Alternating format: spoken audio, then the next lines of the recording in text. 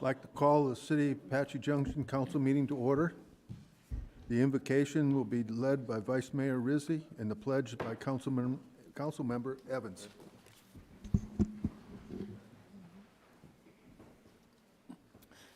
Heavenly Father, we thank you for the privilege of being gathered here today to do the city's business on behalf of our constituents. We pray that each of us be guided by you in the decisions we make that affect others and not by any personal agenda or ego.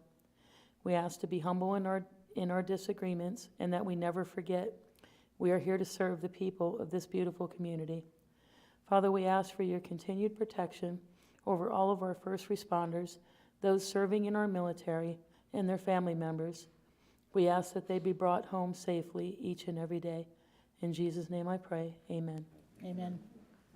I pledge allegiance to the flag of the United States of America and to the republic for which it stands, one nation, under God, indivisible, with liberty and justice for all. Roll call. Mayor Wilson, Here. Vice Mayor Rizzi, Present. Councilmember Evans, Here. Councilmember Heck, Here. Councilmember Nesser, Present. Councilmember Schroeder. Here. You have a quorum, Your Honor. Thank you. Consent agenda. As a reminder, all items in the consent agenda will be approved with one motion.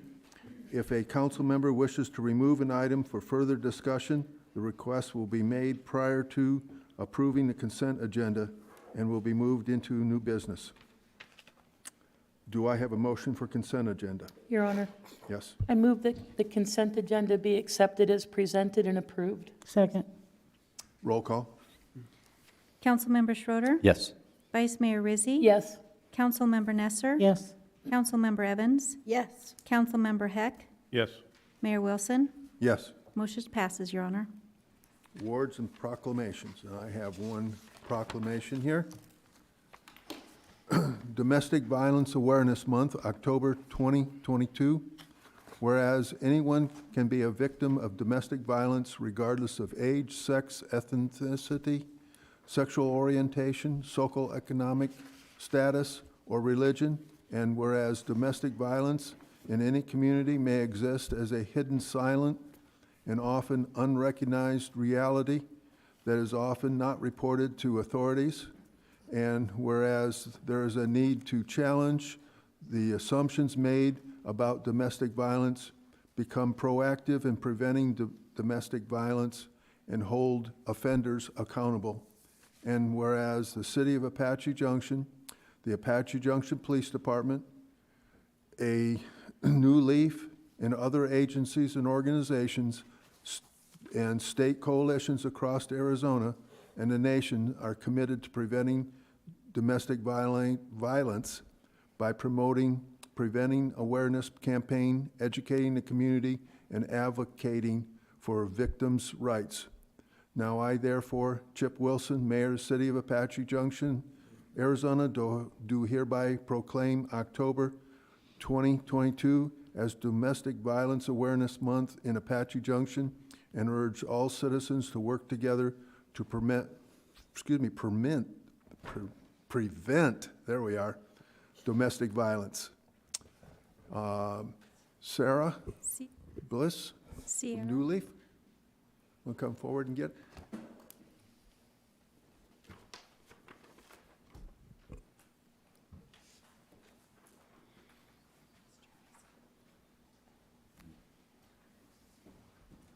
Hi, Sharon. Hi. So good to see you.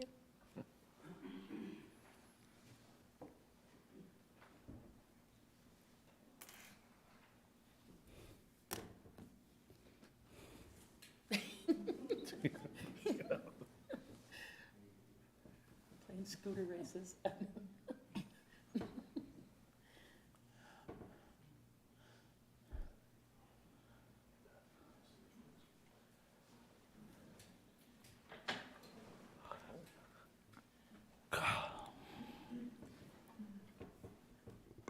Mayor, members of the council, and members of the community, New Leaf is really honored to have this opportunity to work with CAFA through a merger that happened last year. to really provide robust services and help expand CAFA's service delivery within the Apache Junction community. It's been a great honor to work in this community. We've learned so much from being here, and we are appreciative of the City Council and the support that we've received. We're very appreciative of the Apache Junction Police Department. We've been working closely with them to ensure that survivors have safe avenues. We've created a hotel system for them to get survivors into hotels. They've brought survivors directly to our admin building, and we've been able to work with them and get them safe. So we're very grateful for the community and for the support. I did want to mention, as you can see up on the screen, in conjunction with Pinal County Attorney's Office, we are partnering with them, as well as Apache Junction Parks and Recs, to sponsor a domestic violence walk on October 15th. We would love everybody here to register for that. You can go on the website, Turn a New Leaf's website, to register. Registration's only $30, and that includes a T-shirt. And any proceeds and money that doesn't get spent on the walk will come directly to CAFA. Is there anything else you wanted to add, Sharon? Just lovely to see everybody tonight. It's been a while, but delighted to have New Leaf as a partner, and we are really looking forward to doing great things for this community in northern Pinal County. Thank you, everyone. Thank Thank you. you. Thank you.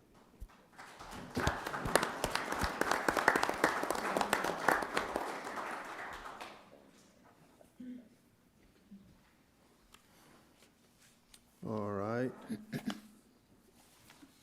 Turn the page here. Regional intergovernmental updates. Start Ron? down there. I'd like to remind everybody again, we have our annual Make a Difference Day coming up October 8th. And I want to say this, you don't have to be a lumberjack. We have something for every skill level, every age level to participate in. We meet 7:30 at our focal point. It doesn't last more than 4 hours ever, but it is a great asset to the community. And for your participation, you receive one of these very discreet free T-shirts for, you can wear it any place you choose to, even not on Make a Difference Day. So we have one more meeting before that I can remind everybody, but please come up. We have rock painting for little kids and desert cleanup for our city parks. We have one project to help an individual out, but come out and meet some of your neighbors. It's a nice, friendly event. Robert? So last week, the mayor and I attended the Pinal County Transportation Summit.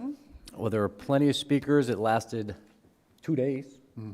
One thing particular caught my attention, and I guess I'll let the mayor can elaborate on the rest of the summit. But the Highway 88 that goes down through Canyon Lake that's been closed for years now, one of the ADOT directors were up there, and they were stating that they have received over 2,000 emails and getting hundreds a day to get this thing opened back up again. So let's go. Let's start pumping these emails out, and let's get that road back open. Anything over here? No? Okay, I'm going to spin off on the Transportation Summit that Robert and I attended. One of the things that, with that statement concerning ADOT was really surprising to me, that the number that they have gotten. He says it's been an average of about 2,000 a day, and that's fantastic. And he says it's keeping it on the forefront, so we got to keep it up going, I admit. One of the other things that we did is we talked about a lot of the federal grants that were, I'm going to say, initiated with this last passage of a bill at the state and national level, and what the goals were of it. from just going around putting EV charging stations along all our interstate systems. Every 50 miles is going to be some of the problems involved in doing this, which I don't think anyone actually looked at what the problems were going to be to install all these along the roads, especially in the rural areas of our state. Some of the state goals that they're looking at and some of the roles and routes that they are looking at is some of the things that we were advocating, discussing and how it was going on. Rural communities was the prime thing that they were looking at, and some of the things that rural communities could be doing, and one of them was to join up with other communities in the area or even with the county and putting together a joint for a grant for making improvements in transportation in your areas. So it was kind of informative, but at the same token, it saw some of the problems that they are facing and as we're moving forward for transportation. Okay. City Manager's report. Thank you, Your Honor. Bryant Powell, City Manager. I just want to say how grateful we are at the city for our relationship with CAFA. It extends over 2 decades, and we're so much appreciative of the work that AHA, Police Department, and CAFA, and now New Leaf, are able to do on a daily basis. Tonight, for my report, we have here with us Stephen Herring of Republic Services. You may recognize him. He now, we're going to ask him to come on up. He is in California. He can tell us a little bit about that. Tonight, we have their update on the Free Dump Week and the landfill activity. Hello. Good evening, Mayor and Council. Great to see everybody. Just wanted to give a quick update, and the first piece of my presentation will just be a little bit of a sneak peek of what's to come. Republic Services is proud to be rebranding as an environmental services company. So what that means is we're more than just a trash and recycling company. We're expanding our outreach and the different types of things that we can do. We purchased a large firm called US Ecology, and that finalized over the summer. That expands our capacity to now do things like disaster relief, oil disposal, hazardous material, and many other things. So there'll be a lot more information that comes out from there. We've also announced an expansion to polymer centers. And the closest one that will be opening and where a lot of the plastics will go from Arizona is to Las Vegas. What this facility will allow us to do is take water bottles, grind up that material, redistribute it to water bottle manufacturers, and make water bottles. So historically, when you recycle plastics, it's made into new products like hard hats or playground equipment, things like that. With this facility, it can be going back into food-grade plastics. So big change there. The next piece is electrification. Republic Services is continuing to invest in our fleet, and the next step is electric trucks. You've already seen electric cars. I know Arizona's a big hotbed for Lucid and many other manufacturers, and we're hopeful to see that expand to the trash industry. And then the last piece is our National Neighborhood Promise program. I was speaking to Councilmember Evans earlier, and this is our nonprofit wing of our company. There's 2 different divisions of this firm. There's the community grant, which is up to $20,000. That's any 501c3 organization. You can request funding from our charitable giving team for projects, in-kind work, or an investment. And you do that by going to republicservices.com/giving. And then the second piece is our NNP grant, National Neighborhood Promise Grant. This is the big shebang. This is a $2 million pot of money that is awarded throughout the country, and it's up to $250,000 per award. So if you have a organization that would like to be a part of this, it's the same process, republicservices.com/giving, but we have to add you to the organizations that are invited to apply for that grant. So with that, that's kind of the quick update, and then I'll go to what you're most used to hearing from me, the free dump numbers in bulk. All right?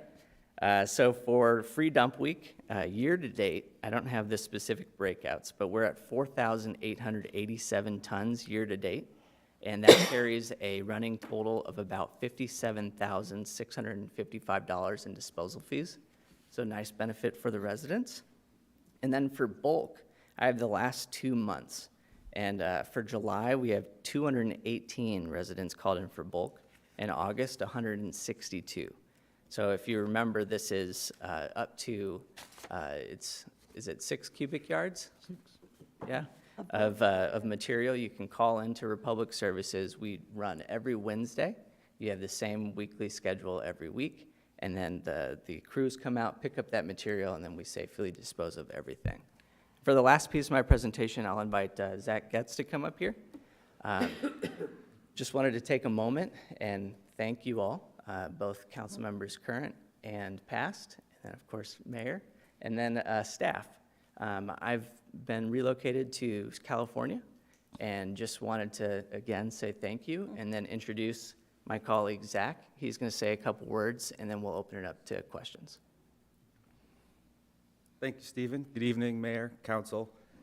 Just want to introduce myself. My name is Zach Getz, and I will be the new Stephen Herring. Got big shoes to fill. I'm going to do my best. But a little bit about myself. I grew up in Minnesota, moved to Arizona about 15 years ago, where I went to Arizona State University.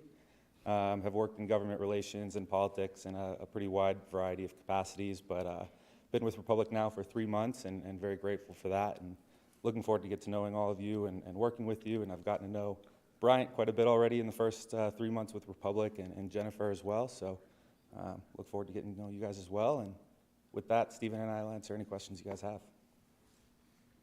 Okay, we got any questions? I've got one in jest here. If you guys move into all electric vehicles, does that mean we customers no longer have to pay for the fuel and our bills should go down? The transition will take quite a long time, but I appreciate the comment. Good question. Anyone over here? No. Welcome. Welcome aboard. And we'll, good luck. Yeah. Thank you. California, though. What were Yeah. you thinking? Yes. There's a beach?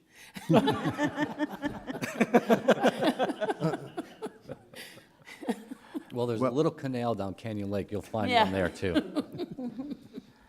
Thank you, and we are already jumping right on with Zach. We've got Jenny and Zach working all kinds of issues already, so. You know, Stephen, we just appreciate everything that You do. you've done Yeah, we really thus do. far, and you've been involved in a lot of community projects with us personally, some of the local businesses with toy drives and things like that, so thank you for that. For sure. And You've good been a luck great to you. liaison. Thank you. Thank you. Thank you, Zach. Thank you, Steve. Your Honor, I'll turn the rest of my time over to Al Bravo for current events. Thank you, Stephen. We're going to miss him. Yeah. Good evening, Mayor Wilson, members of the City Council. Al Bravo, Public Information Officer for the city. In tagging on to what Council Member Schroeder and Mayor Wilson were talking about, the transportation tax, the Pinal transportation tax is on the ballot in November. It is Proposition 469.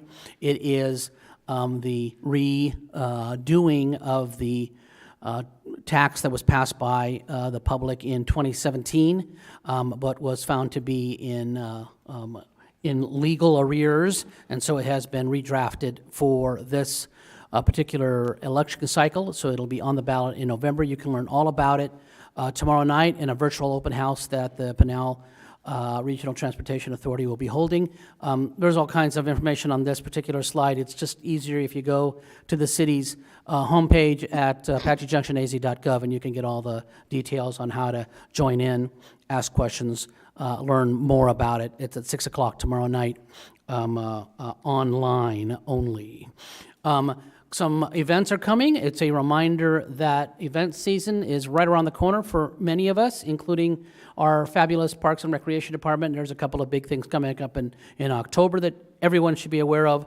October 22nd is the famous Mud Run, one of the cleanest events we have all year long. And then October 29th, we've outgrown Flatiron Park, and we've moved Halloween over to Superstition Shadows Park, since we've had so many people want to enjoy Halloween. So we're going to go into a little bit bigger space this year. That's on October the 29th. Also wanted to mention there is an event over at Earth Heart Park outside of Horizon Health and Wellness. That's on the 28th of October. That's a Friday night before Halloween. That's at 5 p.m. You can go, of course, always to the Horizon Health and Wellness site for more information on that. We should also be aware, by the way, that they are doing some road work right outside Horizon on Plaza. We're actually putting in a fiber optic line, which is a very, very good thing, because that's going to improve our internet connections. But that will make that area a little bit congested, so please be careful if you need to go over to that part of the world. And as also we have mentioned, I think, before, we are all getting ready for major work on Ironwood. One of the first pieces of that is reducing the speed limit on Ironwood from State Route 24 up to Guadalupe from 55 to 45 miles an hour. And I know there's a lot of people who have very specific opinions of such things, but it is in anticipation of what's coming as mentioned earlier, and that is there is going to be some substantial construction going on Ironwood in relation to our Superstition Vistas development from Ray and up north, and we're going to be going down to even a more narrow roadway in the near future. And as alluded to, we do have a big communications campaign planned for that, because we do know a lot of people use Ironwood, and they are going to be inconvenienced over the next several months. And so you'll be watching for that too. Not a lot of folks who actually live up here, because of course they're already here, so they don't really need to use Ironwood. It's more folks south, but we will let them know as well, because of course that's very important for them to know. To watch the roads and watch for police officers too. And that's a report for September the 20th, 2022. And I was going to throw in on the aspect that I was at the airport meeting today and was presented with a, I'll say, not a plaque really as such, but it's a presentation about the new tower.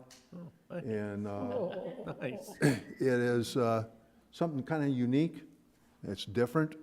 And of course, this is something that's going to be really down in our area to the south, and how it's going to affect us in the growth and the ability for people to work adjacent to it. Because some of the things that they're talking about, improvements there, they're doing a huge, finishing up on a huge parking addition to the area. Car rental facilities completely being redone, and also an increase in number of gates that you'll be able to use out there. So they're growing up and fast growing as well. Okay, so we're now finished with your report, right? That's right, that's correct. Okay, public hearings. We have a public hearing in consideration of ordinance number 1526, proposed rezoning of 2 parcels of vacant land and Rennick Drive. And can we do the other one as well, two of them together? Yes, you may. Okay, and public hearing and consideration proposed resolution number 2233, declaring as a public record the documents filed with the city clerk. Good evening, City Council. It's good to see you again. So just for the public's information, the 2 items are the ordinance, which would rezone the specific portions of land, which is Ordinance 1526, as well as a resolution which just adopts all of the language, such as the conditions and the legal descriptions of the actual property. Since in this case, it being a fairly large property, the legal descriptions themselves were quite long, and it saves the city publication costs in order to condense that and adopt it as a secondary resolution, which is why it showed up as 2 items on the agenda. So I'm happy to speak again tonight. As we review this item in an informational item 2 weeks ago, I will be repeating a lot of the same information for the benefit of everyone here today, as the public and everyone who is tuning in. P2229PZ is the rezoning of these 2 parcels, which is parcels 101-13, 1080, and 101-11-0210. And this is located at the southeast corner of Rennick and Virginia, just north of Apache Trail and west of Idaho. So these two parcels have historically always been vacant. In this case, it is this large parcel, including this red highlighted section, as well as a very narrow parcel that historically was right-of-way and then was abandoned and was then considered private property that has been combined within this proposal. Now, the project that is being proposed is the approval of a development plan and a rezoning in order to rezone these RSGR properties to RM2 for the development of a 124-unit residential apartment community. Now, in addition to that, there is also a 76-foot wide section of land that has historically been used as a storage yard for the immediately south adjacent commercial property. And in the instance of these property transactions, in order to split this property off of the larger RSGR property, it is required to be rezoned due to the lot size minimums, as well as in order to fix it from being a residential designation to a commercial designation. Just this south portion is being proposed to be rezoned to a different, the B2 Old West commercial zoning, so that it may be later joined with the commercial property to the south. So this is a look at the current zoning map of the area. This property specifically, it is zoned RSGR, which is the residential general rural. In this instance, that is more of a holding zoning. That is the acre and a quarter single-family residential zoning in most parts of the city. However, it has also historically been used as the base zoning. This property has never been developed, and that's part of the, or subdivided or essentially touched in any other way, so it still has its original designation. But it is surrounded by a variety of different zonings. To the south, there is the Old West commercial zoning. There is, to the west, the RS20M single-family residential. That's about medium density at about 2 units an acre, according to the definition of the code. To the north, there is the RM2 properties that are currently being used as several fourplexes. Each of those parcels has a different fourplex on it. So while it is the same zoning designation as what is being proposed here, it is a little bit lower density. However, it is the same allowable density. While to the east, there is an RV park, the Lost Dutchman Manufactured Home Park, as well as the Apache Junction Manufactured Home Park. And the Lost Dutchman Manufactured Home Park has the same projected density at about 18 units an acre, while the Apache Junction Manufactured Home Park is about a little over 12 units an acre. So there's quite a variety of different densities and different zonings, all immediately in this adjoining property.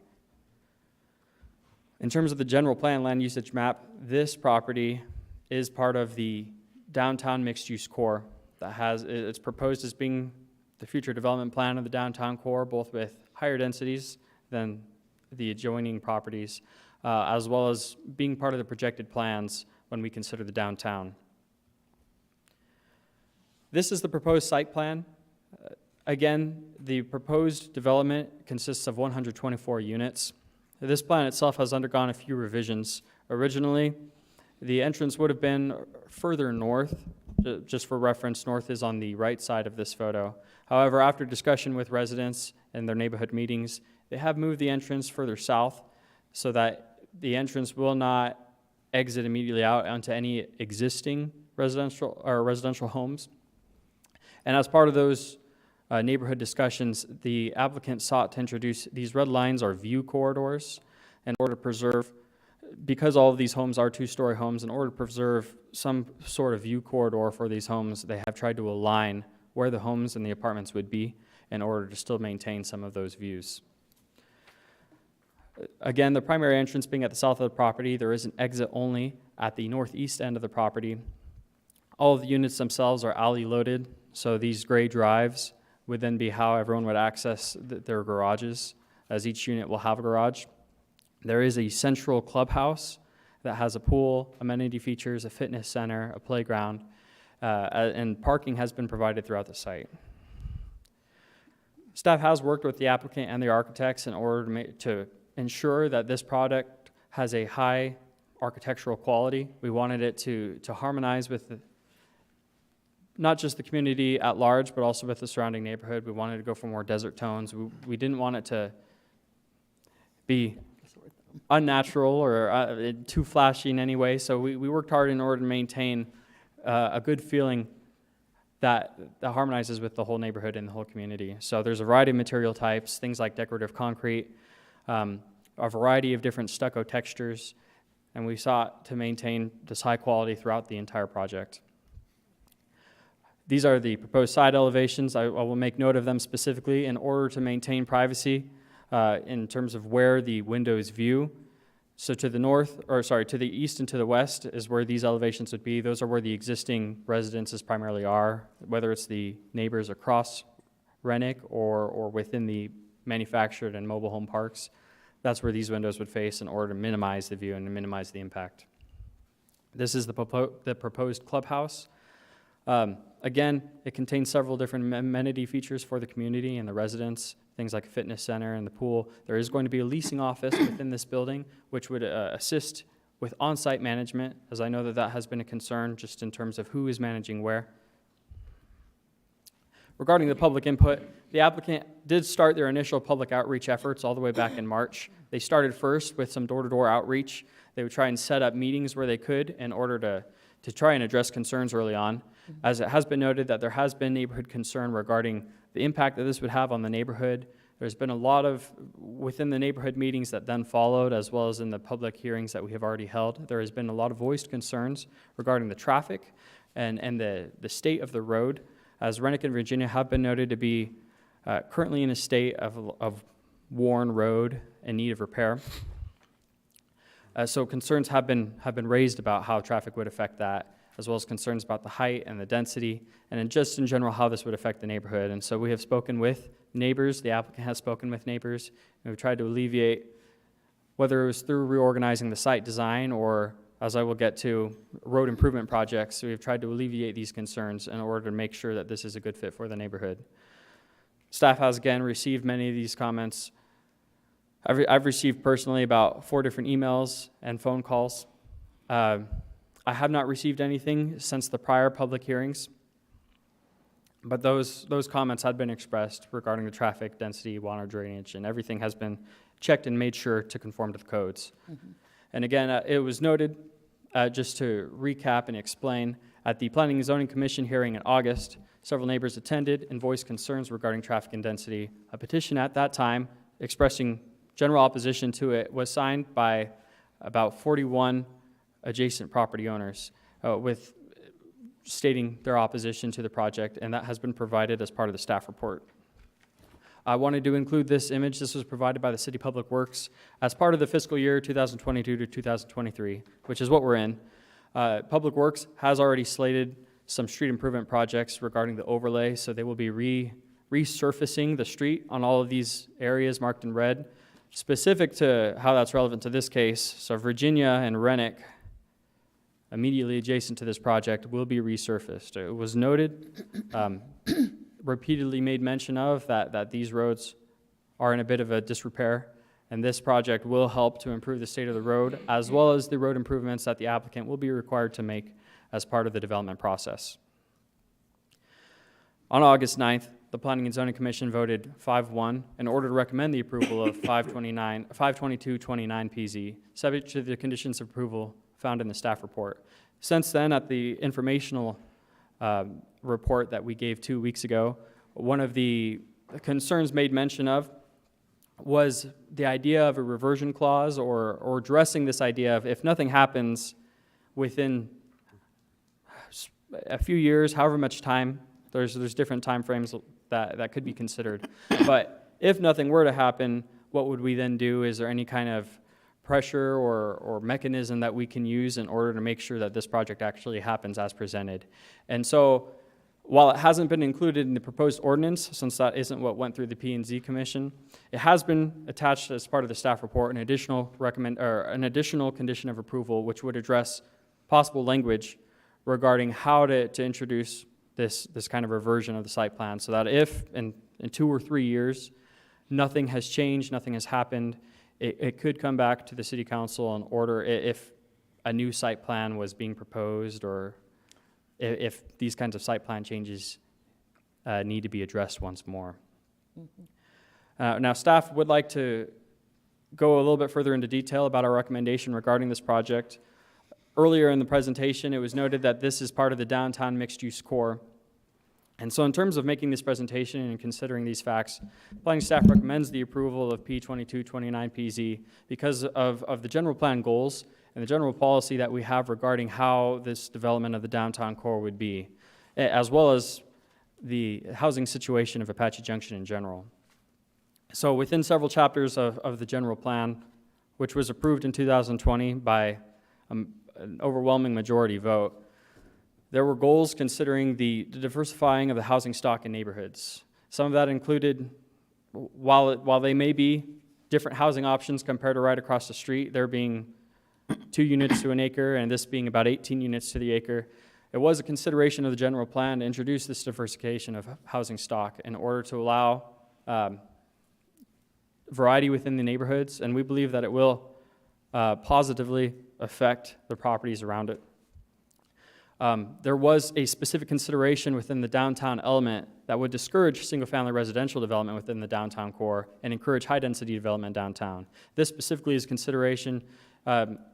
We did receive, over the past years, a lot of requests to have more single-family homes within the downtown core, but having that hope and desire for over 20 years, almost 30 years now, in order to actually develop a good commercial core, as well as the residences needed to support it, the goal that was made into this general plan policy is in order to support these businesses, in order to support the growth of the downtown core. Any housing that did come in, we wanted it to be of an appropriate density to support the future growth. And that is why this policy of discouraging single-family residential development while encouraging high-density development and commercial development especially was introduced in terms of the general plan. Further items within the general plan further support that. This is an infill project. It's always been an undeveloped parcel and kind of an awkward spot within the neighborhood, and so staff sees this as a good infill project that addresses all of these concerns and policies, as well as the general plan policies and goals that were formed with the intent of providing high-density multifamily housing within the downtown area. And with that, the applicant has also provided a presentation tonight and will be available for any questions, but if you have any questions for me, I would be happy to answer. Any questions for me? You got a question? Yeah, I just didn't know if others I was going to wait. So I do have a few questions. You kind of addressed the income level. Are they going to set aside any particular units for lower income, or you addressed it a little bit, but not necessarily specifically? So I do not, as has been expressed by the client or the applicant in former meetings, they have indicated that all the units will be the market rate. So they haven't indicated that anything would be set aside for low income. They will be able to address that specifically, but as has been relayed in prior meetings, I don't believe so. And for me, it seems like an appropriate project for that area as far as the density. I mean, nobody wants it in their backyard when they, you've had the luxury of not having, you've had that open space near you, and, you've lived in your area for a long time without having that. I mean, I've been there. I've been in that situation. But I just wanted to say that in past years of serving on the planning and zoning, we didn't have a lot of people that would come forward and speak out until after the fact. So I really want to commend the residents that came forward and said, hey, wait a minute, we're not real happy about this. But also with the developer, because you didn't see back when we were serving on planning and zoning, developers just kind of came in with their plan, and if it fit into what our ordinances were, they just did it. What we're seeing is developers that are coming in really want to work with the residents, and I really appreciate that. They're listening, they're saying, hey, let's see how we can tweak this to accommodate the residents. So I appreciate the ability that and their effort to work with the residents. So. Okay, so, Your Honor? Yes? Nick, one of the concerns that I had as I was looking at this application was with 124 apartments, we'd be looking at adding probably 150 to 200 vehicles onto Rennick. Do you know if any kind of traffic study has been done considering the impact on the trail and/or Superstition Boulevard? Just get an idea of what this could mean for folks that are living there now? So a traffic study was performed. I believe a short statement of it, about, I believe 20 pages long, was included as part of the application, and I believe some of it was included within the staff report. So regarding how that impacts the neighborhood, they did analyze regarding whether it would require things like a deceleration lane, or whether it would require different aspects of road improvements, or different items necessary. So regarding the results of that, they have determined that this would still be an appropriate fit within the neighborhood. It did not require expansive improvements. They will be making improvements as required by the Public Works Department. However, I believe that the applicant, if you have further questions about the in-depth details about how they perform that study, they may be able to go into further detail. Your Honor, Nick, early on in your presentation, one of the concerns of the current residents was drainage. Is that an issue in any way? So that was brought up because there is an existing water flow on the site. Specific to the east side of the property, there is an existing drainage canal. Now, the applicant has met all of the city requirements regarding the engineering. Water is required to enter and leave in the same place as it has historically been. However, with any kind of commercial development, they are required to introduce retention measures and water engineering that should alleviate the problem both upstream and downstream. So they have proposed, if we look at the site plan, specifically within this southeast corner, that is one of the major places where there currently is kind of a drainage swale, just a pit at which the water gathers, I should say, and they have kept that as a retention basin so that it should not exacerbate or make any worse any of the drainage problems within the neighborhood. So there, again, to reiterate, this development should not only help it should not make anything worse, but also help the drainage issues within the area itself. However, some of the water that is within the area itself, there's not like a measure to completely reroute everything, just because of the city policies regarding water drainage are to maintain an infall and outfall, and to not change the flow too much, because to try and clog it up or redirect it might cause problems in a different part, cause problems upstream. So while I believe it will only improve the situation of the neighborhood, as well as when they develop Rennick, with further commercial improvements, curb and gutter, that will help the general road situation and how water flows down it. The numbers are too little to really read them. What size is that? Is it going to be dug deeper like a retention basin? It is. There is a 3-to-1 ratio regarding a specific ratio, I should say, regarding how deep a retention basin can be in order to prevent like erosion problems. So while it's not a very deep pit, I would say it's about 3 to 4 feet deep. And this is all engineered. They also would have to be providing water retention basins underground as well, given how they proposed the plans. At least that is what has been expressed. So. Okay. Your Honor. Yes. This question may be more for the applicant, I'm not sure. Will these be rentals, or will they be sold? They will be rentals. So in order for them to be sold, it is required that they go through a plat and a subdivision. And as that has not been proposed, and as has been noted within our communications and application, this will be a rental product. So all of these will be apartments owned by just the single owner of the parcel itself. No one else? Okay, so would the applicant like to come up and speak?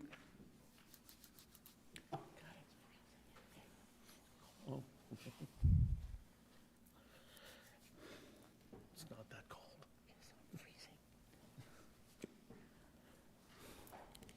Sir?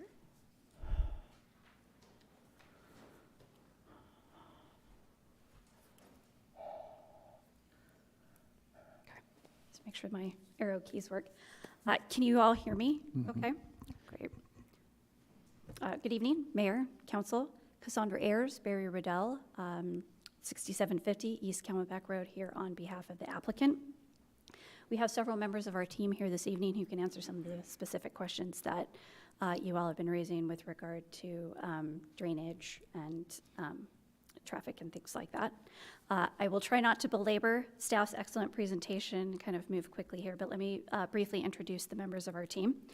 We have Ron Dietrich, our architect, Jeff Williams, our engineer, Krista Bilstein and Tom Bilstein, our neighborhood outreach coordinators, and last but not least, Elise DiMartino from my office, who has done the lion's share of the work in preparing these materials for you tonight. So let me move quickly here. We have, as you've seen, the site at the corner of Rennick and Virginia. It has been stated earlier, we are consistent with the general plan, which is designated as the downtown mixed use in the downtown redevelopment area. The general plan supports, in this particular category, a density of between 10 and 40 dwelling units per acre. The proposal in front of you this evening has 18 dwelling units per acre. These are some of the existing entitlements in the area. You can see 22 dwelling units per acre to the north, 22 to the south, 20 to the east, 14 to the east. As you transition to the higher density 40 dwelling units per acre moving towards the east. So you can see that we're right in the middle of that transitional density area. This looks like a lot, but it's not. So what we're asking for this evening is to rezone the portion, the northern portion of the site, approximately 6.7 acres from RSGR, which is that holding category, to RM2. And then just that little bit southern portion, and I'll get into more specifics on this here in a minute, to B2 in order to accommodate the automotive repair shop. So you can see here the delineation between the rezoning proposals. As I said, that northern portion is proposed to be RM2 to accommodate the development of the multifamily. And then the southern portion is the B2, I think it's 76 feet, just about half an acre, which will be split off after hopefully the zoning case is approved, will be split off and not sold, but transferred back to the automotive repair shop to the south to make that a legal conforming use at this time. So, did I go back the wrong way? Okay.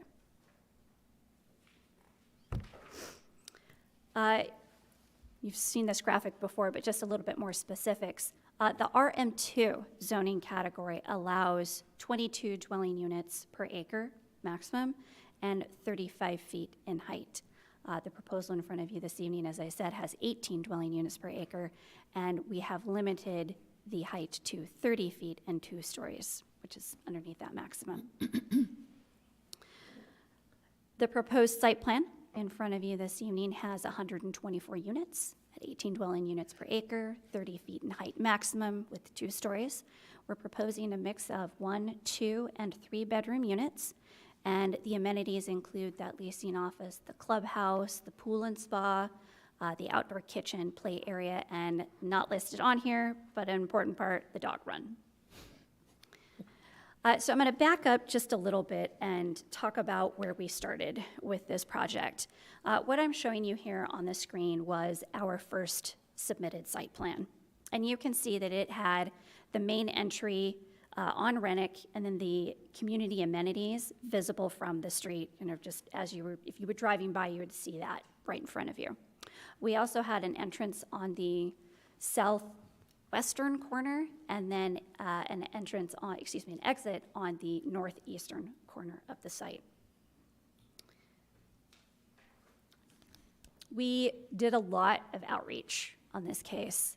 Tom and Krista went door to door several days, different times, to try and reach people one-on-one and in person.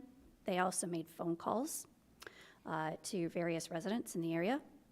We had our neighborhood meeting on May 5th, And we also had follow-up phone calls and emails with folks as recently, I didn't state this correctly on here, but throughout the process, but as recently as up to the weekend before the Planning Commission hearing in August. Some of the concerns we heard at that neighborhood meeting and throughout this process have been the potential for increased traffic, the views being blocked, the location of the main entry, and too many access points on Rennick. I'm going to skip ahead on this one because I've reorganized my thoughts. With regard to views, what we did was we took photographs of a home north of the site on Rennick Drive, a typical single-family home that you would see in this area. And you can see that red line that we imposed on this picture across the top. That's at the roof line there, a typical height of a single-story home. We then went down to our site, and we took photographs from 3 different locations, and we superimposed that line in the same location as it would be with that same single-family home, single-story home, to the north, to indicate what kind of view you would have, the neighbors would have, if a single-family home that was developed very likely parallel to Rennick as opposed to perpendicular, and to show what kind of a view would be blocked. And you can see that it could be significant there, blocking the views of the mountains. Oh, now I'm going to back up to the site plan. So we went back to the proverbial drawing board and made some significant changes directly as a result of the feedback that we heard from the neighbors. We took the main access and entry point from the center of Rennick and moved it to that southwest corner. And it's a little bit hard to see on here, but there's room before the gate off of Rennick for 3 cars to stack, which will do a great deal towards alleviating that traffic as it's coming off of Rennick. We also moved the most noise-generating elements, the clubhouse amenities and the dog run, the play area. We moved that to the southeastern corner of the site, away from the single-family residences across the street. We moved the access point on Cortez, goes out onto Cortez, San Marcos. I misspoke, on San Marcos. Kept that, but as you can see, it's now 2 access points, the main and then the San Marcos exit right there. And that goes directly up to the north. We also reoriented the buildings so that you can see, instead of that single-family home that would likely be oriented parallel to Rennick, we've oriented these buildings to be perpendicular so that folks along the street there would have some view corridors preserved as a result of this development. Nick already talked about the windows, so I won't go into the windows unless anybody has any questions.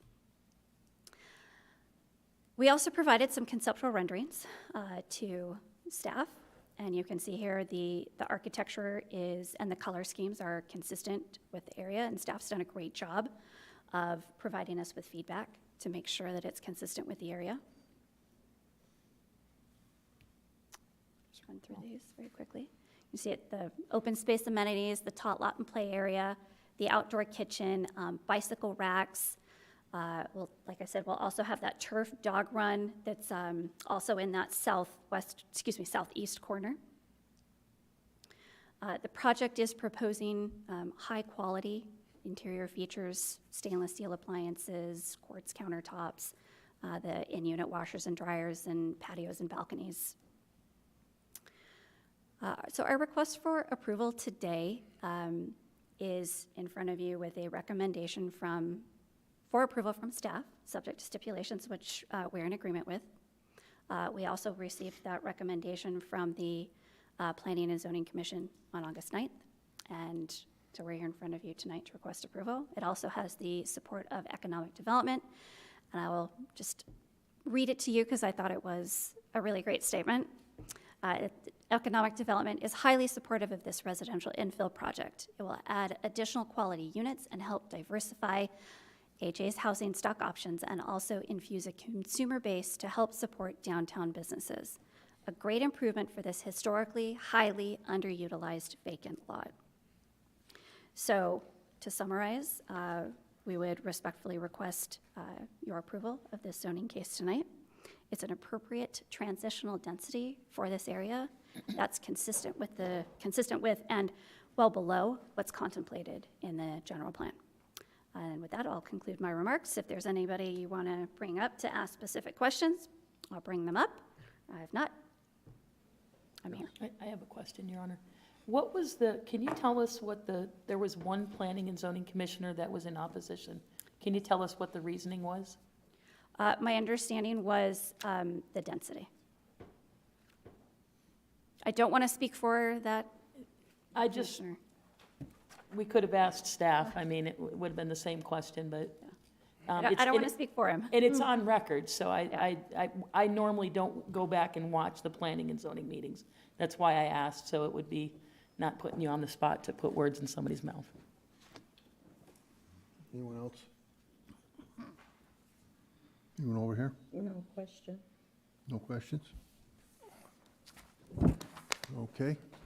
Well, Your Honor, Yes. I guess maybe Cassandra, sorry, just kind of pondering the traffic flow, and I know there was a traffic study done. You know, I travel that road a lot myself. Putting a couple hundred cars on that road at certain times of day, it could be challenging. And I don't know that we can just say, well, you know, so you have 8-car backup waiting to get onto the trail or Superstition Boulevard. I'm just concerned that this traffic study really does take into consideration the fact that this is just a 2-lane road that's certainly in need of repair, and how that's going to impact those neighbors there. And it's a concern that we hear very often. And if you look at the site plan that I brought back up, let me back up just a little bit. The traffic impact study did consider this number of units, the number of rooms in that traffic study, and did determine that there is a minimal impact on these roads. In connection with the street improvements that our team would be required to provide in connection with the development, which is widening and improving Rennick, at least our portion of it, as well as the improvement projects that are slated to begin very shortly on this road. I think that those traffic considerations will be mitigated very well. But in addition, if you look at where we've got our exit and entry points, most of the traffic will very likely go directly south, back out from the development south, or north on San Marcos. So I don't see them doing a lot of interior. Excuse me. Okay, but then, Up to, okay, but if that traffic is leaving the development and heading south, then they're heading to Apache Trail. So if they're going to head west, it's okay because they just have to make a right. If you are, in any reason, going eastbound, you have to cross over those lanes of traffic onto the median to make a left. I don't know how many people would be doing that, but that's the part that just gets a little, it gives me some anxiety, because I've seen what happens when cars try and hurry to get into that median so they can make the turn, not just there, other places. And it can be, there can be some potential issues if you have a lot of vehicles coming out of Rennick like that. So the other end at Superstition Boulevard, again, you have the same thing. If they're heading eastbound, they make a right. If they're heading westbound, they're going to be having to cross over several lanes of traffic, even if they come out to San Marcos. So I don't know, that does give me a little pause for concern. it's certainly something to consider as we move forward. We have to remember, they're not all gonna be coming out at the same time. Sure. 100 units, I mean, how many people are gonna be leaving at the same time? The only other thing I would ask is if you would have any suggestions on how to change or mitigate that? Do you have any ideas other than, do you have any suggestions? I mean, what would you suggest maybe? I guess I need these guys to do that. I don't know. I mean, again, I understand the importance of following our general plan, but I also, I see concerns about how this traffic flow goes, so.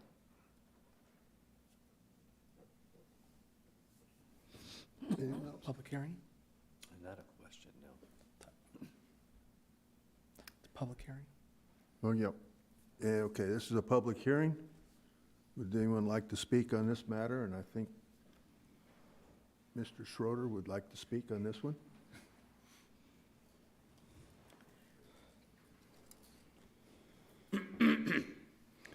Couple of things. George Schroeder, 2444, West Virginia. I've been around this area a long time. I knew the Rennick family. I met the Rennick family. I didn't know them, but I met them. The house was sitting there forever. Fire department used it as an exercise house or a training house. Great. Finally got it knocked down because all the people and the drug addicts were in and out of there. Actually did some investigations. I got a few of them busted. Mexican nationals. Yeah, cool. So it's been like that for a very long time. So now it's not really like that anymore. And so one concern, Mr. Heck, this road, they're coming in at a good time. They're getting first bid, right? They're gonna get this and they're gonna get that. They're gonna get one side of the road. But what about the other people that are gonna come in there? It's mixed use, right? The other people are gonna build on Roosevelt and any other building might come in there, whatever. That's just gonna add to the mix. This road really needs to be studied and need to be a 21st century road. Imagine that in Apache Junction. Anyway, it needs to be longer. It needs to be not longer, but wider. It needs access points, maybe a turn lane here, a turn lane there. It needs to be widened. And of course, that's gonna affect the people in North Rennick. The north section of this area is, as we said last time, rehabilitation duplexes. You can check my numbers, but I'm guessing 30 to 40 people that are in and out of there. And they use the north part of this proposed lot for bikes, travel trailers, motorbikes, set stuff there temporarily. It's going to impact them. I'm not sure if these people have been made aware, like I asked the last time, that these are people from different walks of life, and they are in stages of transformation. They're trying to make a change there, and it's going to affect them, and they're going to affect them. We're going to have problems there. So make no mistake, this is not an easy deal, okay? But I do think it's a great fit. I like what I see in terms of technology and the architectural fit. It's great. It's a great place. Really? Mobile home parks. Get a clue. You're losing. Move elsewhere.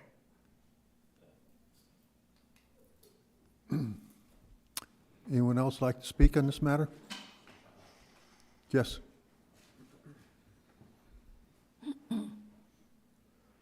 Name and addresses, please. Andre Meek, 1327 South Bel Air in AJ.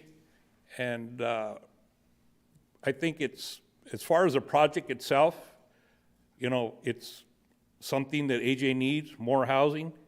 I don't like the idea that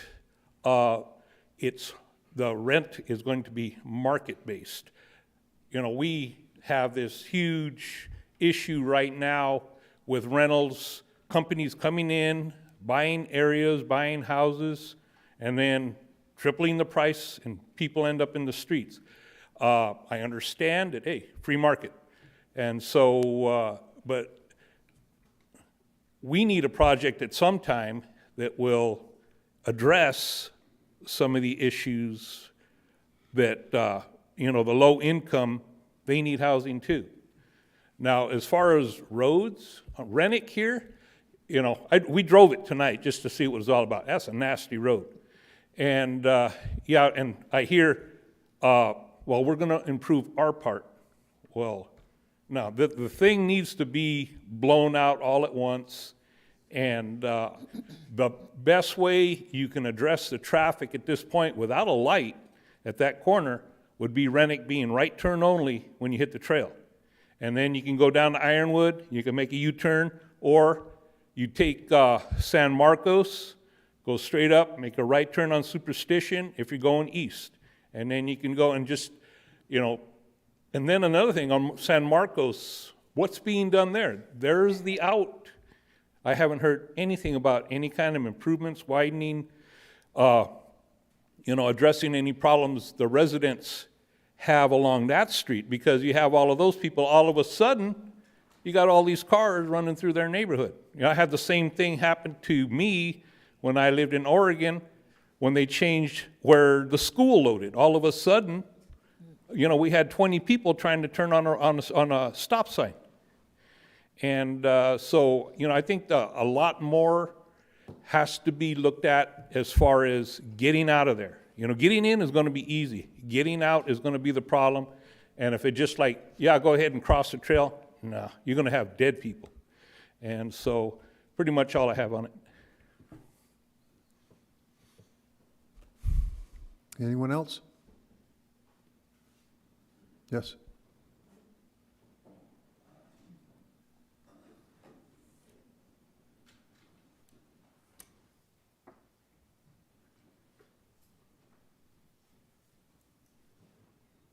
Hello, my name's Dave Pete. I'm at 225 North Thunderbird. And what I want to know is about the 30-foot height cap that you have in the buildings. You know, it's about 20 feet right here. Yeah, another 10 feet, that's, you know, it's almost like a skyscraper or something. And I live real close to the you know, view of the mountains. I'm right there, and I want that taken away at any time. So I'm sorry, it's hard for me to talk.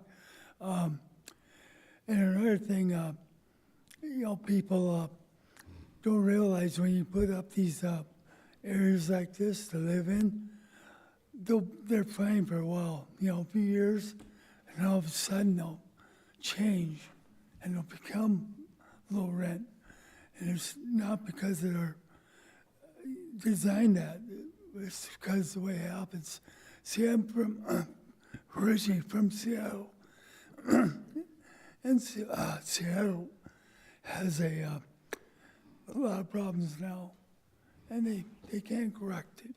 So I just want to say I moved down here because it's a beautiful area and country to live. I just don't want sick, polluted, or contaminated in any way. So thank you.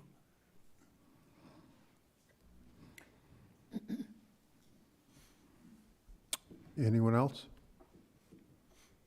Discussion among city council. I saw Emil sitting in the back.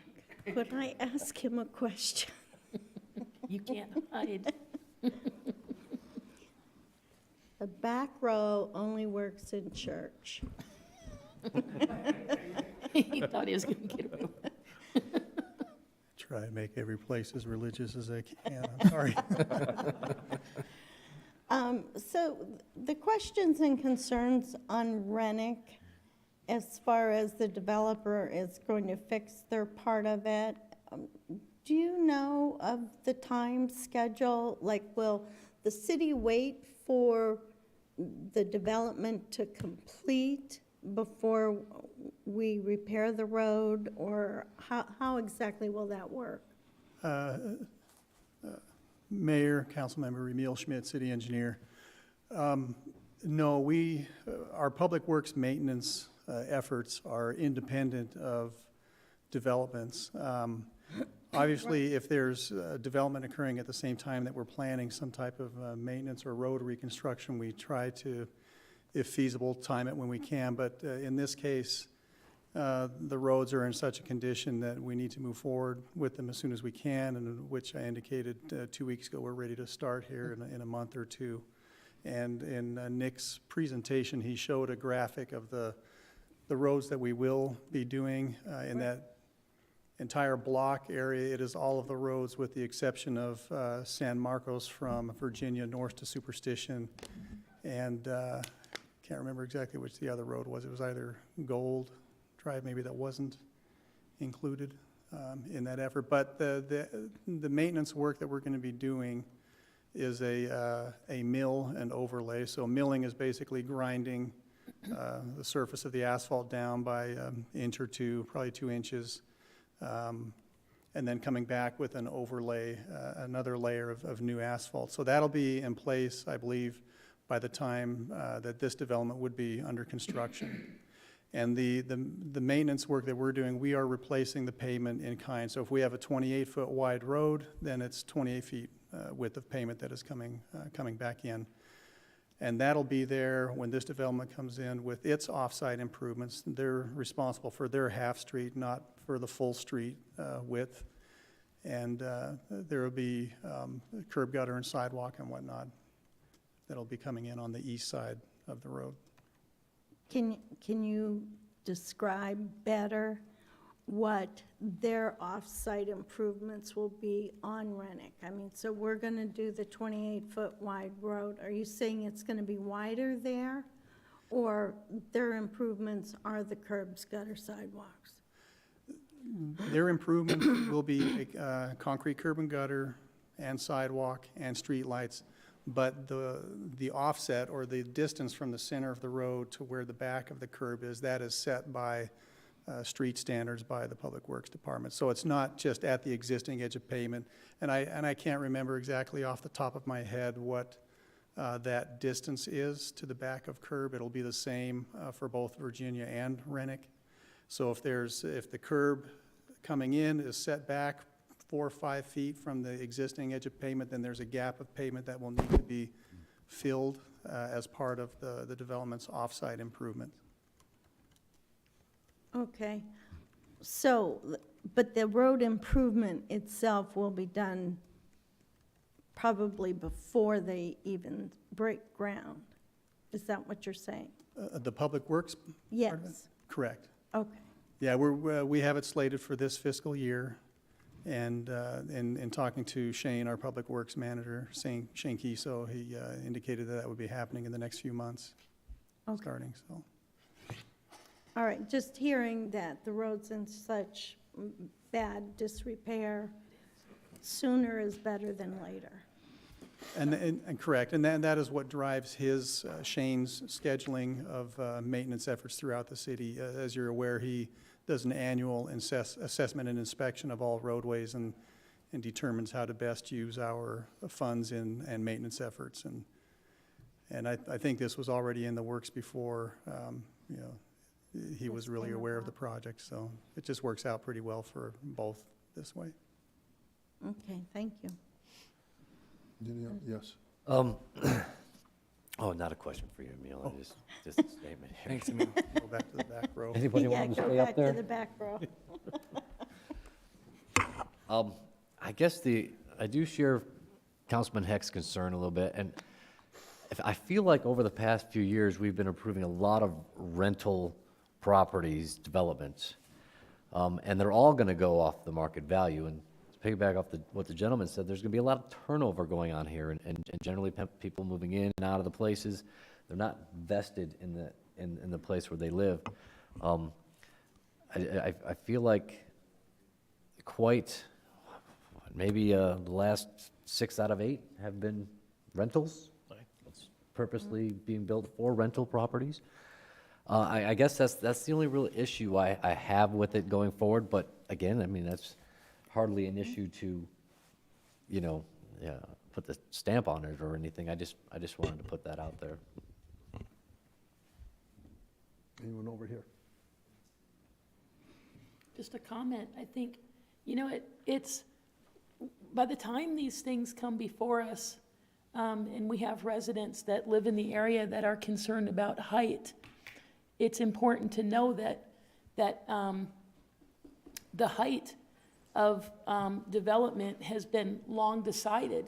These ordinances and these areas get talked about through planning and zoning and city council long before a project like this comes through. And again, they're building lower than what they could be. They're putting a lot less units and they're building not as high as they could be. It's, it's just, these are things that had gone before the Planning and Zoning Commission long ago. So it's not something that came up new just for this project, just so you know. Yes. I just would like to make a comment that I was over there, I drove this neighborhood earlier today, and I think the developer has tried to fit into the community really well. You know, today most apartment complexes are being built as 3 stories, and the fact that they're willing to do a 2-story here and still be below our maximum height, I think the developer themselves have gone above and beyond to make the surrounding residents happy, as well as have a quality product.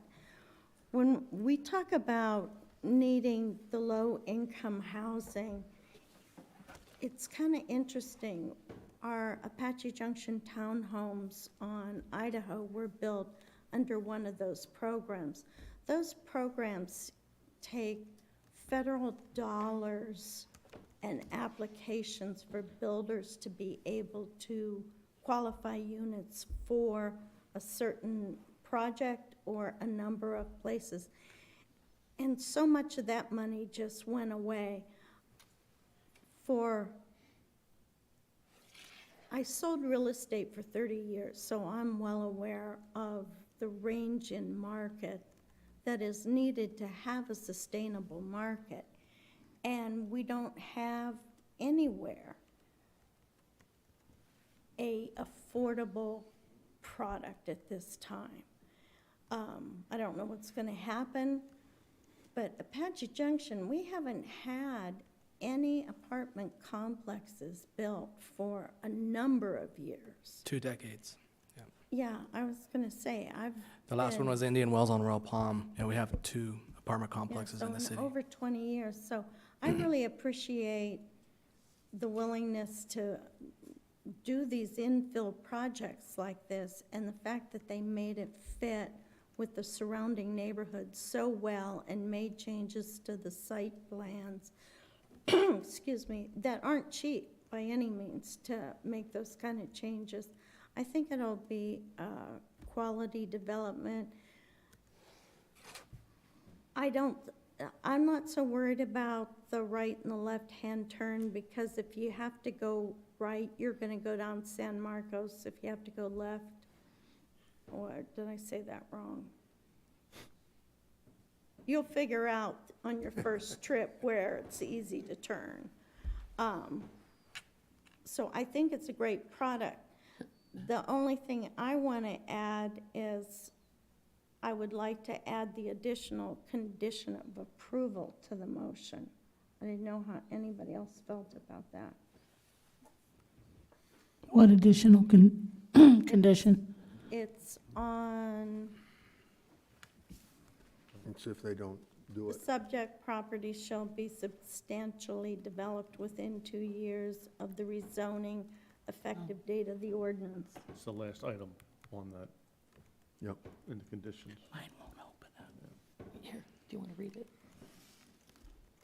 Okay, do I have any other comments? No, that one, okay. All right, can I get a motion for ordinance number 1526? Your Honor, Yes. I move that ordinance number 1526 be read by title only and the reading of the entire ordinance be waived. Do I have a second? Second.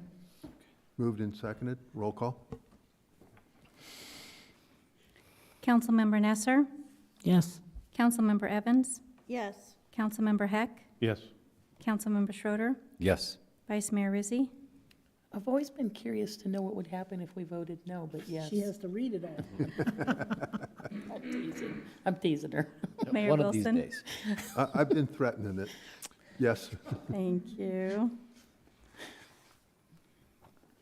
Ordinance number 1526, an ordinance of the mayor and city council of the city of Apache Junction, Arizona, approving a rezoning as described in case P-22-29PZ, as requested by EcoVista Development LLC, represented by Barry Riddle LLC, adopting by reference that certain document entitled Legal Descriptions and Zoning Conditions of Case Number P-2229PZ, authorized under Ordinance Number 1526, repealing any conflicting provisions and providing for severability.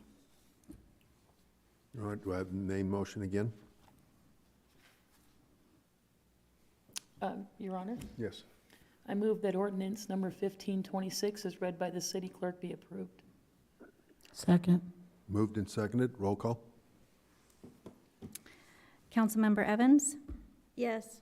Councilmember Schroeder, Just to clarify here, if we were to add what you wanted to add, would that not be the motion for the following amendments? Not, this would be the Not- following. Okay, yes. Councilmember Heck, Yes. Councilmember Nesser, Yes.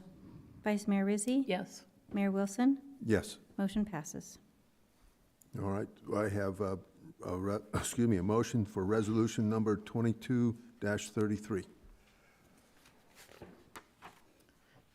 Your Honor, Yes. I move that resolution number 2223, a resolution, excuse me, of the mayor and city council of the city of Apache Junction, Arizona, declaring as a public record that certain document filed with the city clerk and entitled Legal Descriptions and Zoning Conditions of Case Number P-22-29-PZ, authorized under Ordinance Number 1526, be approved. Second.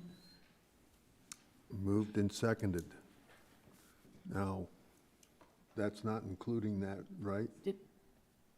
Yeah. Do we need to add the additional Yes. condition? Yes. With, how do I word that? With the additional condition recommended by the Planning and Zoning Commission?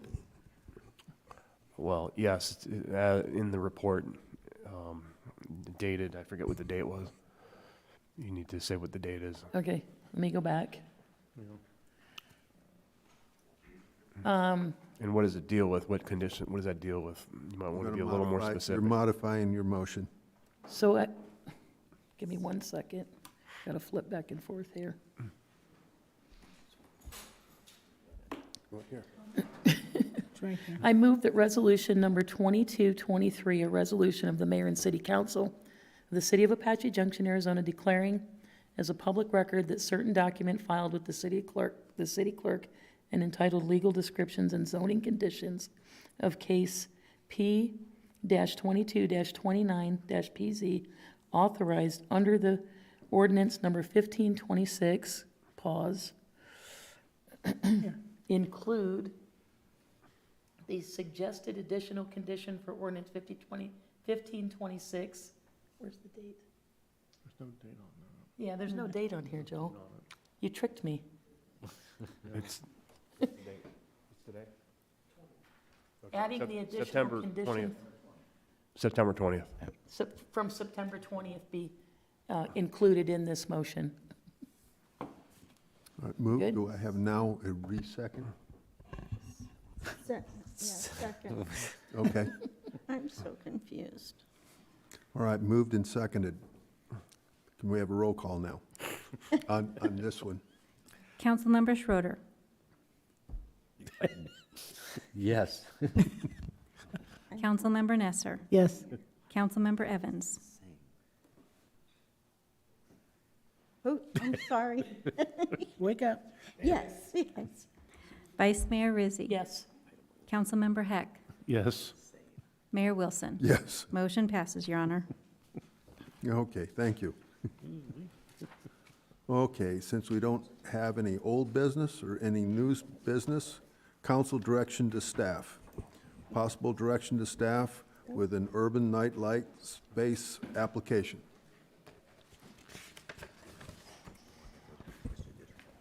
Who's going Your to Honor, do that? I can kick this off. Last night, you received the presentation. You may remember the map that Kelsey shared. Sydney, or Matt, let's pull that up.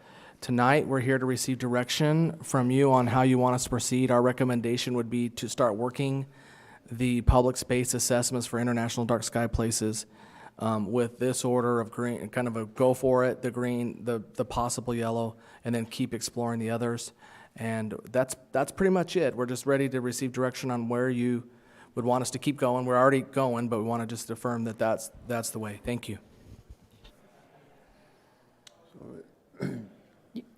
You want to say anything?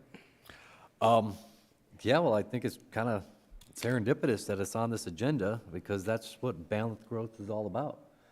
Apartment complexes and going for areas to protect as a dark sky. Even if we start small, we need to keep moving in that direction. Yeah. Your Honor, could I add that in the direction to staff that we work on community education on the dark skies? I don't know if we can Just have add, get information on our website, get pamphlets going as just addition to what we're already doing. Certainly, if you add that to the motion, we'll certainly carry that out as well along with this. Whatever you ask us to do in terms of moving forward on the application process. And I'll have to agree with that in the aspect is, because, I use the aspect that so many people just think it's like turning off all the lights. Yeah, Well, it's that's not. not it. Yeah. And we have to educate that out there. You know, it might be a good idea. I wonder if we could put something at the library, some kind of a display explaining what dark sky means, that it doesn't mean we're gonna, like the mayor says, we're not gonna turn off all the lights and all of a sudden you're gonna be scared and, your safety goes away, Certainly. Selling the secret. Can't sell a secret, yep. So if that's part of the motion of the education, along with utilizing the library. Do we have to make a motion? It's direction to staff tonight, so, Yes. Yeah. yeah. That's right. Your Honor, can I just ask a question? Sure. So, right now, it looks like we have, in the application process now, we have City Hall, MGC Library, and the Dutchman Dog Park. So we don't need to give direction on that. We've received You're direction doing on that. that. You The could reaffirm that if you'd like, but yeah, we're already moving Okay, forward on so prior if direction. we want to encourage additional Yeah, places, locations. it's a good way to look at it, yep. Okay. No other comments? No. So I can have a motion? Jump in there. Your Honor, Yes. I move that the staff proceeds with an urban night sky place application with the International Dark Skies Association, adding education, outreach to the public, and as the process continues. Second. Oh, Moved and seconded. Roll call. Councilmember Heck, Yes. Councilmember Evans, Yes. Vice Mayor Rizzi, Yes, yes, and yes.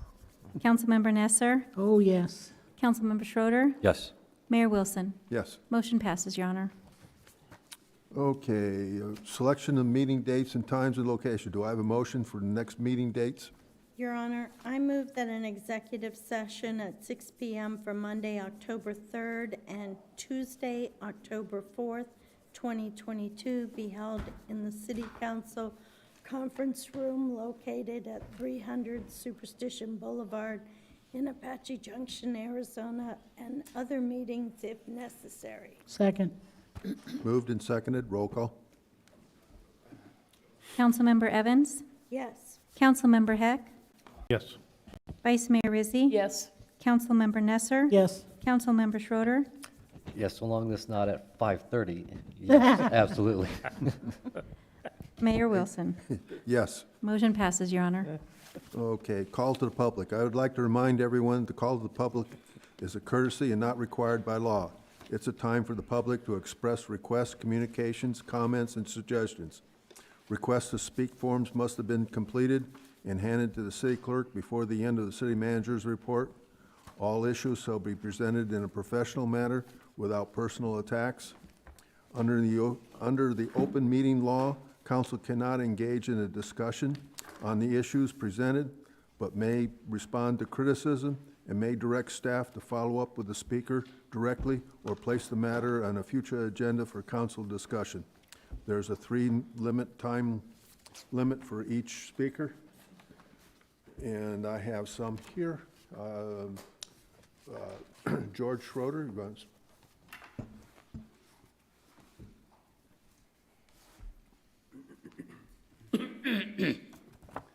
The night skies, I think we talked about it before, you can reach out to Gold Canyon. They have great emphasis on all types of minimizing of lights of any kind.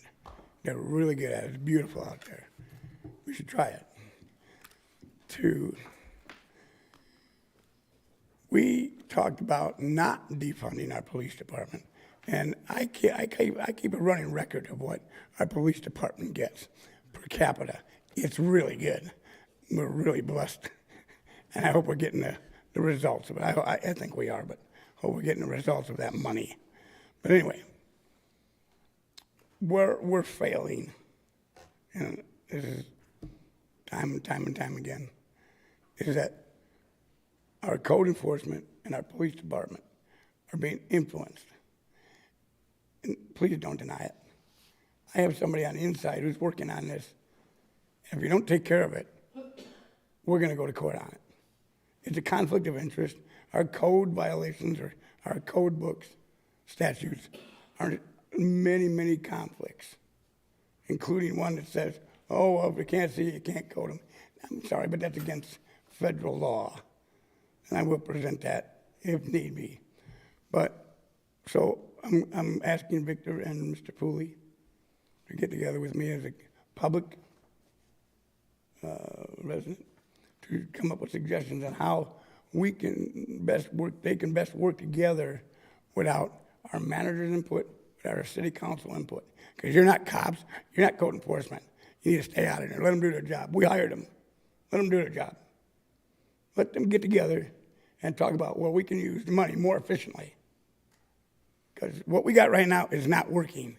We're coming up to a season where thousands of people have already started living in motorhomes, fifth wheels. And I keep telling them, every time I see somebody, you can't do it, you can't do it. Larry came out in 2019 with the pamphlet that says you cannot live in anything but the primary residence with very limited circumstances. Those are not being enforced at all. In fact, 2 code enforcement officers are telling them, go ahead and live in it. Unacceptable. So we're going to get together without you, and talk about how we can use the money more efficiently. Because this, it's not working. We got to get the garbage out of here. Promise you, one way or the other. Brenda McAllister? Your Honor, both of them left earlier, Brenda McAllister and Elizabeth Foster, and they have withdrew their previous request. Okay. Thank you. Well, any comments from the council? Nope. I'll adjourn the meeting. Thank you.